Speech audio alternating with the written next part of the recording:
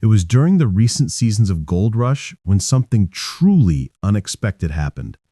It wasn't about a massive new claim or a shiny new $1 million machine. It was about something far more personal. The empty spaces beside Parker Schnabel. Fans watching noticed it right away. One by one, the familiar faces that had helped build Parker's gold mining empire were gone. And for the first time in years, the young king of the Klondike seemed alone. Parker once said that he and some of his crew just had different ways of doing things, different ideas, different philosophies about how to treat people, how to manage a team, and how to handle the endless challenges of mining in the Yukon. On paper, it sounded simple, but in reality, it marked the start of something much bigger, a slow unraveling of one of the most successful crews in Gold Rush history. Before long, his longtime mentor Gene was gone. Then his right-hand man Rick left. Then his dependable rock Chris. And later, even his mechanical genius Mitch. One by one, the foundations of Parker's empire began to crumble. What was once the strongest, most tightly run crew in the Klondike started to fall apart. And behind the gold totals in the machines, a deeper truth began to emerge. This wasn't just a story about mining. It was a story about the personal cost of obsession, about how success can sometimes take everything from you, even the people you trust most. To understand how things got to this point, you first have to understand Parker himself. Parker Schnabel was born into gold. His grandfather, the legendary John Schnabel, was a true pioneer of the Klondike. John was old school, tough, and wise, the kind of man who could look at a mountain and somehow know exactly where the gold was hiding. He built the family mine, Big Nugget, from the ground up with grit and determination. When Parker took over that mine at just 16 years old, most people thought it was a joke, a kid playing grown up in a dangerous man's world. But Parker wasn't playing. From the moment he took the reins, he showed the kind of drive that few people ever have. He wasn't satisfied with simply keeping the family mine alive. He wanted to make it bigger, faster, and more efficient. In just a few short years, he turned that small family operation into one of the most productive gold mining businesses in the entire Yukon. By his mid-20s, Parker had mined over $50 million worth of gold, a staggering number that even seasoned veterans could barely believe. But that kind of success came with enormous pressure. Parker wasn't just a miner anymore. He was a boss. He was responsible for millions of dollars in equipment, massive fuel bills, and the livelihoods of his crew, many of them twice his age. Every hour the machine stopped running meant thousands of dollars lost. Every mistake could cost a fortune. His weekly operating expenses could hit $100,000 or more. Just imagine, one of his massive D10 bulldozers burns over 20 gallons of diesel every single hour. Multiply that by a fleet of dozers, excavators, and rock trucks, all working around the clock, and you start to see the scale of his operation. His monthly fuel bills alone could climb above $300,000. All that money, all that effort, just to chase a few shiny ounces of gold buried deep beneath the permafrost. The stakes were enormous, and in that kind of high-pressure environment, Parker's leadership style became just as intense as the work itself. He pushed his crew hard, sometimes too hard. There were no weekends, no holidays, no time to rest. The Yukon mining season is short, and every second counts. The long days turned into long nights, and the stress built up like the mounds of dirt around the wash plants. Early on, the cracks began to show. Fans might remember mechanics and operators who came and went quickly. Some couldn't handle the pressure. One man, Jeremy LeBlanc, quit after just a single day, saying the pace was insane. Another worker, an experienced operator named Denise, was fired on camera after clashes with the rest of the team. These early exits didn't seem like a big deal at the time, but they were warning signs. Signs that not everyone could survive Parker's demanding way of running things. Still, Parker's drive and focus kept the gold flowing. Season after season, he hit record totals. The world saw a young man achieving incredible things, but behind the scenes, his relationships were straining. His crew was loyal, but loyalty has limits, especially when exhaustion, pressure, and frustration start to pile up. The breaking news that shocked everyone didn't happen all at once. It was a slow, painful unraveling, a steady stream of goodbyes that changed everything. First came Rick Ness. Rick wasn't just another worker. He was Parker's right-hand man, his foreman, and his friend. The two had been through everything together: harsh winters, broken machines, near disasters. Rick was the one Parker relied on most when things got tough. But what many didn't see was the constant tension between them. Parker had a habit of pointing out mistakes instead of praising effort. Rick once said, "Nobody wants to bust their ass and then be hassled for it." That single sentence summed up years of frustration. Eventually, Rick had enough. But he didn't just quit. He did something that changed Gold Rush forever. He struck out on his own. He became Parker's direct competitor. The student became the rival. It was a dramatic twist that nobody saw coming. What had once been one of the strongest partnerships on Show turned into a quiet but serious rivalry. Not long after Rick's departure, another major blow hit Parker's team. Chris Dummett, one of the most beloved and steady members of the crew, decided to leave as well. Chris wasn't just a good worker. He was like the heart of the operation. While Parker pushed the crew harder and harder, Chris kept everyone grounded. He had the calm, fatherly energy that balanced Parker's intensity. But eventually, even Chris reached his limit.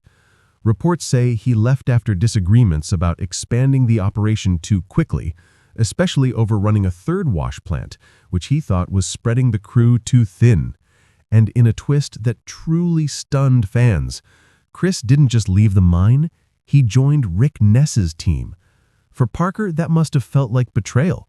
The man who had been like family, his rock since his teenage years, was now working for his rival. Then came the final, devastating loss: the quiet departure of Mitch Blaschka. Mitch was Parker's mechanical genius, the man who could fix anything, anywhere with whatever scraps were lying around. In a place like the Yukon, where you can't just run to the store for parts, a mechanic like Mitch is worth his weight in gold. He kept the entire operation running, often working long into the night in freezing temperatures to repair broken machines. But years of nonstop stress, long days, and physical exhaustion finally caught up to him. Unlike Rick or Chris, Mitch didn't leave after a big fight. There was no drama, no shouting, just quiet burnout. He simply couldn't do it anymore. He wanted time with his family, a normal life away from the mud and noise. For Parker, losing Mitch might have been the hardest hit of all. Without Mitch, every breakdown, every repair suddenly fell on his shoulders. And for the first time, the cracks in his empire were impossible to ignore. By this point, the once solid team that had helped him reach the top was gone. Rick, Chris, Mitch, all of them gone. Parker was left standing in the middle of his empire, surrounded by machines and mud, but missing the people who made it all possible. The loss of Rick, Chris, and Mitch was painful enough, but it wasn't the first time Parker had been through something like this. Long before any of them left, there was another man whose exit had already shown that Parker's leadership style came with serious risks. That man was Gene Cheeseman. Gene wasn't just another foreman. He was a legend in his own right. A no-nonsense, old-school miner who had worked in the Yukon long before Parker was even old enough to drive. When Parker first brought Gene into his operation, it was a huge deal. Gene brought years of experience, calm authority, and a reputation for getting the job done right. He wasn't afraid of hard work, and he didn't tolerate laziness or excuses. In many ways, he was exactly what Parker needed at the time, someone with real experience to guide him and keep the operation running smoothly. For a while, the partnership worked beautifully. Together, they pushed production to record levels and pulled in some of the biggest gold totals the show had ever seen. On screen, they looked like a perfect team, the wise veteran and the driven young boss. But behind the scenes, things were not so perfect. The truth was, there was tension brewing from the start. Gene came from an older generation of miners who believed in careful planning and patience. He liked to prepare the ground properly, take his time, and make sure things were done safely and efficiently. Parker, on the other hand, was the opposite. He was fast, aggressive, and always chasing the next big goal. He didn't want to wait. He wanted results now. He was the kind of leader who believed that if the machines weren't running, money was being lost. These two different mindsets were bound to clash sooner or later. What started as simple disagreements soon grew into constant frustration on both sides. Gene felt like his decades of experience were being ignored by a young boss who thought he knew everything. Parker felt like Gene was slowing him down and questioning his authority. The respect between them slowly began to crack. The tension reached its peak during one of their most famous arguments. Parker accused Gene of making decisions without keeping him informed, saying there was a lot of tail wagging the dog around here. It wasn't just about scheduling, it was about control, it was about respect. Gene felt insulted. After years of giving his all, he walked away. Gene's departure hit Parker hard. He didn't just lose a foreman, he lost a mentor. It was a turning point that revealed something important about Parker. His determination could make him unstoppable, but it could also make him impossible to work for. That pattern, first seen with Gene, would quietly repeat itself again and again in the years to come. After Gene left, Parker had to rebuild from scratch. He managed to find talented people like Rick, Chris, and Mitch who stuck with him through thick and thin. For a while, it looked like he had found a new balance. But as time went on, the same issues started to return. The long hours, the high pressure, and the never-ending drive for more gold started to wear everyone down. Slowly but surely, his strongest allies began to leave, just like Gene had years earlier. Many people watching the show saw the gold totals and the big paydays, but they didn't see what it cost behind the scenes. The truth is, in the Yukon, the isolation is extreme. The weather is harsh. The work is brutal. There's no break from it. For months at a time, the crew lives together, eats together, and works non-stop in freezing mud and roaring machinery. In that kind of environment, your crew becomes your family, and when that family starts to fall apart, the whole operation suffers. By the time Mitch left, Parker's once mighty empire was a shadow of what it had been. The boy who had taken over his grandfather's mine and built it into a gold mining powerhouse was now standing alone, surrounded by machines, but missing the people who had helped him build it. It was a moment of reckoning. For a man like Parker, quitting has never been an option. But even he had to admit that something needed to change. The truth was simple. He couldn't keep running his team the same way and expect different results. If he wanted to keep mining, he had to evolve, both as a miner and as a leader. In one interview, Parker admitted, "I can't help but blame myself. Those are my decisions, and I have to live with them."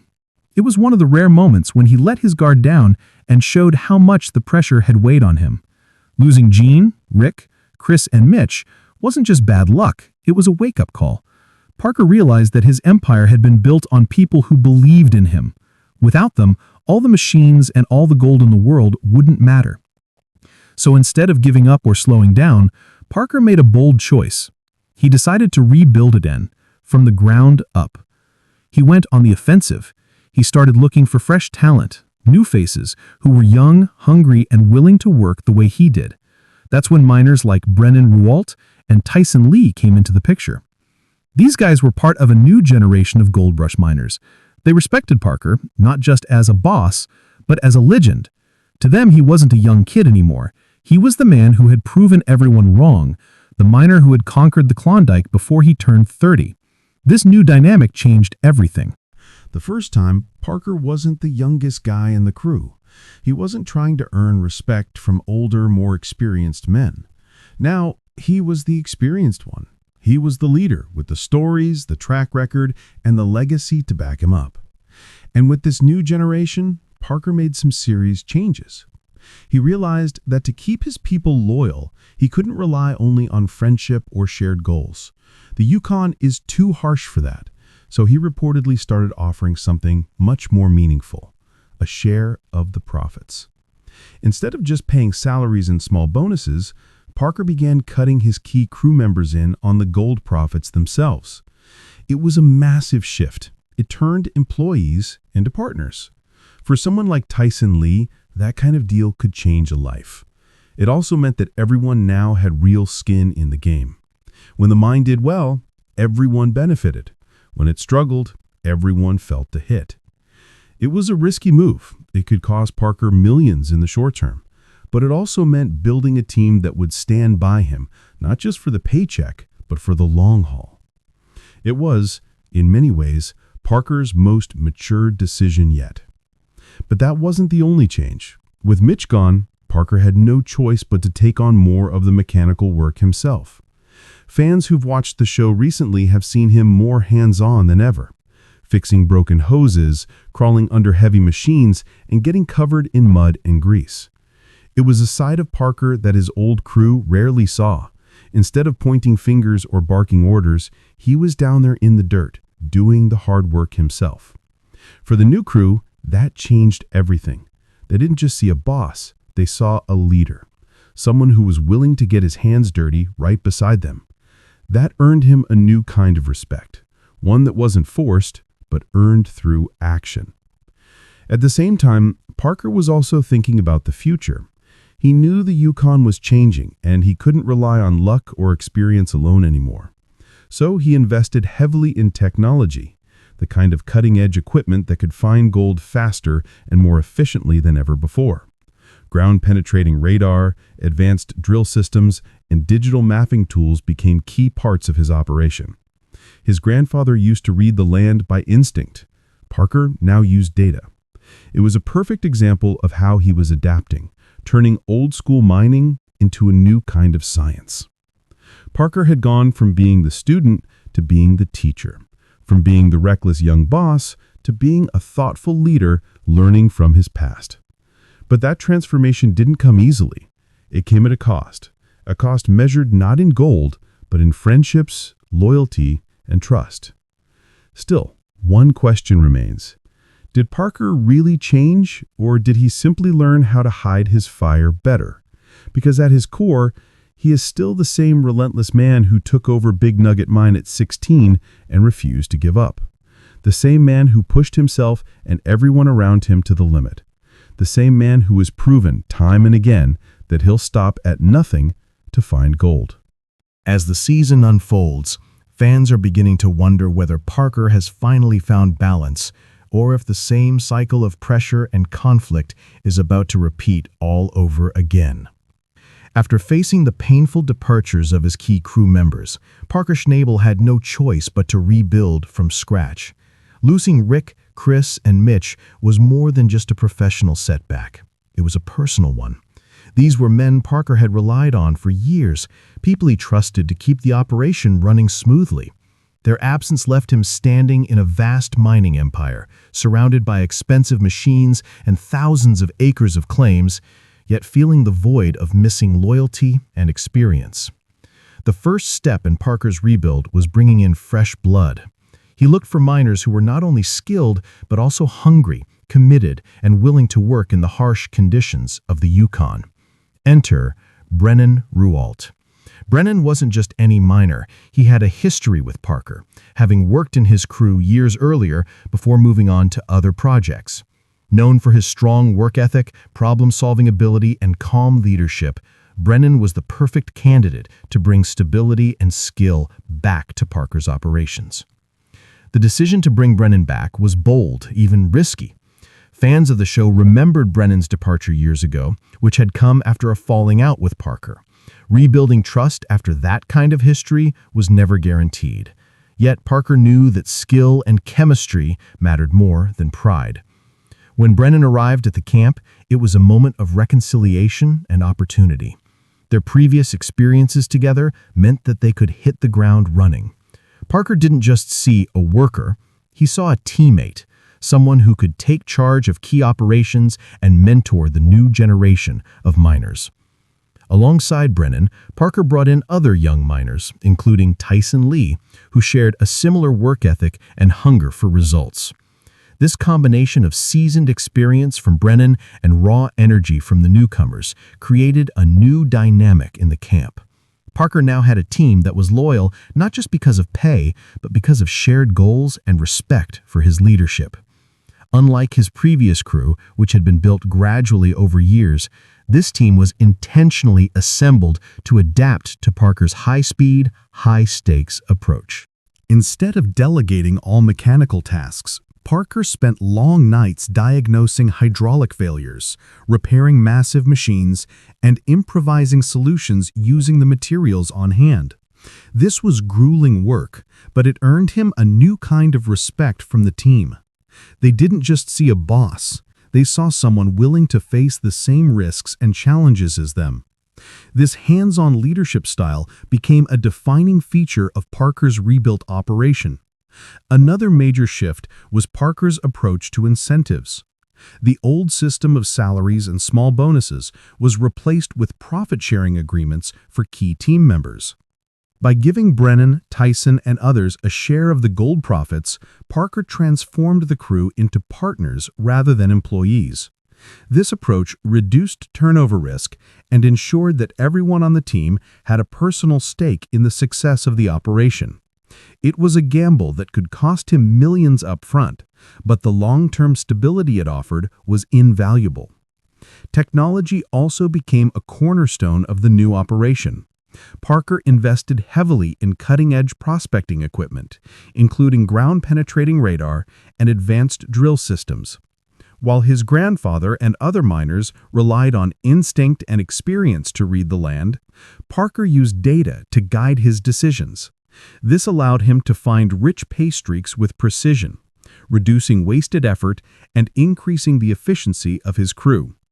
The combination of technology, experienced miners like Brennan, and the energy of new recruits created a powerful synergy that his previous teams had never fully achieved. One of the first major challenges for the new team was Sulphur Creek. This site had a storied history, with rich pockets of gold buried under decades of tailings and old mining debris. The work was physically demanding, and the terrain was difficult, making it nearly impossible to distinguish between profitable dirt and waste. Brennan quickly took charge of key operations, working alongside Parker and the new recruits to implement an efficient plan. Together, they dug drainage ditches, cleared tailings, and carefully examined the ground for untouched pay zones. The work at Sulphur Creek highlighted the advantages of Parker's new approach. Unlike before, when inexperience or miscommunication could slow progress, this team operated with cohesion. Brennan's presence was particularly valuable, as he not only met expectations with practical problem-solving on the ground. The combination of leadership, skill, and determination allowed the crew to move faster and more effectively than Parker's previous teams. As the season progressed, Parker's vision became clearer. His goal was audacious: 10,000 ounces of gold. Achieving this target would require careful planning, relentless effort, and flawless execution. Every machine, every dig, and every crew member's contribution mattered. Parker knew that one mistake could cost thousands of dollars and set back the operation by days. But the rebuilt team was ready. They had the right people in the right positions, and Parker himself was more involved than ever before. The stakes were higher than ever, but so was the potential reward. Parker had learned from past mistakes. He understood that pushing people too hard without trust and communication led to departures. Now he had assembled a team built on mutual respect, profit-sharing, and clear roles. Brennan's return was a symbol of this new era, a reminder that skill and experience mattered, but loyalty and communication were just as important. The challenges, however, didn't stop. Weather in the Yukon could be unpredictable, machines could break down, and the hunt for virgin ground was never guaranteed to succeed. Parker and his team had to adapt constantly, finding new ways to overcome obstacles while maintaining production. Brennan's knowledge and calm approach were critical in these moments, providing the crew with guidance and stability. Together, they faced each day with focus, determination, and a shared understanding of the risks and rewards. Even with all these changes, Parker remained the same relentless miner at heart. He was still driven by the desire